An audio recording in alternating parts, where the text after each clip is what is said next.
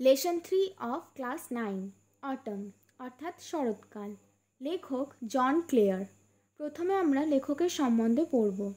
জন Claire 1793 two 1864 অর্থাৎ লেখক 1793 সালে জন্মগ্রহণ করেছিলেন এবং 1864 সালে মৃত্যু হয়েছে। ওয়াজ অ্যান ইংলিশ পোয়েট, তিনি ছিলেন একজন ইংরাজি কবি। Famous for his celebratory representation অর্থাৎ তিনি বিখ্যাত ছিলেন তার জাঁকজমকপূর্ণ উপস্থাপনার জন্য। অফ দ্য ইংলিশ কান্ট্রিসাইড অর্থাৎ ইংল্যান্ডের গ্রামগঞ্জগুলির। অ্যান্ড এবং his lamentation of its disruption, তার বিলাপ এই বিপর্যয়ের। Some of his notable collections of poetry আর, তার কিছু উল্লেখযোগ্য কবিতার সংকলন হল first love, snowstorm, the village minstrel and এবং আদার পোয়েমস এটসেট্রা, অন্যান্য কবিতা ইত্যাদি। The following poem presents a pen picture of the mellow beauty of autumn in the countryside. গ্রামগঞ্জের শরৎকালের যে চোখ জড়ানো লেখনী চিত্র, এই কবিতাটি সেটিকে উপস্থাপনা করে। As this season comes just before winter, এই ঋতুটি আসে শীতকালের ঠিক আগেই। ইট ইজ ক্যারেক্টারাইজড, এটিকে চিহ্নিত করা হয় বাই ফলিং লিভস, পাতা ঝরে যাওয়ার দ্বারা, বেয়ার ব্রাঞ্চেস অর্থাৎ খালি শাখা প্রশাখার দ্বারা, অ্যান্ড স্ট্রং উইন্ডস এবং জোরালো বাতাসের দ্বারা। I am going to read the poem. I love the fitful gust that shakes the casement all day. Fitful মানে হচ্ছে অনিয়মিত, গাস্ট মানে হচ্ছে দমকা হাওয়া, কেসমেন্ট মানে হচ্ছে বড় বড় দরজা যেটিকে ভেতর এবং বাইরে দুদিক দিয়েই বন্ধ করা যায়। তাহলে আই লাভ আমি ভালোবাসি, দ্য ফিটফুল গাস্ট অনিয়মিত দমকা হাওয়া, দ্যাট শেক্স যেটি নাড়া দেয়, দ্য কেসমেন্ট অল ডে ওই বড় দরজাগুলিকে বা জানলাগুলিকে সারাদিন। And from the mossy elm tree takes the faded leaves away, mossy অর্থাৎ হচ্ছে শ্যাওলা, এলম ট্রি অর্থাৎ এলম গাছ। And from the mossy elm tree অর্থাৎ শ্যাওলা ধরা এলম গাছ থেকে takes the faded leaves away বিষণ্ণ পাতাগুলিকে উড়িয়ে নিয়ে যায়। টুইলিং দেম পাক খাওয়ায় তাদের, বাই দ্য উইন্ডো পেন জানলার কাচের পাশে, with thousand others down the lane হাজার হাজার পাতা পড়ে থাকে রাস্তার নিচে। I love to C the checking twig আমি ভালোবাসি দেখতে ওই নড়তে থাকা টুইগ অর্থাৎ ছোট ছোট শাখা প্রশাখা। তাহলে আমি ভালোবাসি দেখতে ওই নড়তে থাকা ছোট ছোট শাখা প্রশাখাগুলিকে। Dance till the shut of eve নাচতে থাকে সন্ধে হওয়ার আগে পর্যন্ত।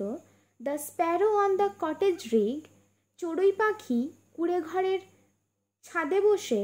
Whose chirp would make believe যার কিচিরমিচির আমাকে বিশ্বাস করায়।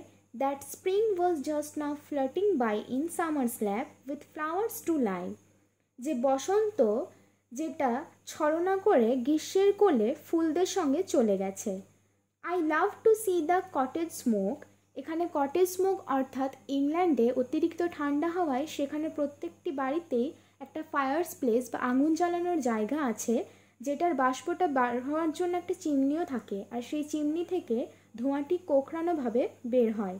তাহলে I love to C the cottage smoke আমি ভালোবাসি দেখতে ওই ঘরের ধোঁয়াগুলিকে। কার্ল আপওয়ার্ডস যেগুলি কোঁকড়ানো হয়ে ওপরে উঠে যায়। Through the naked trees, naked trees অর্থাৎ নগ্ন গাছ।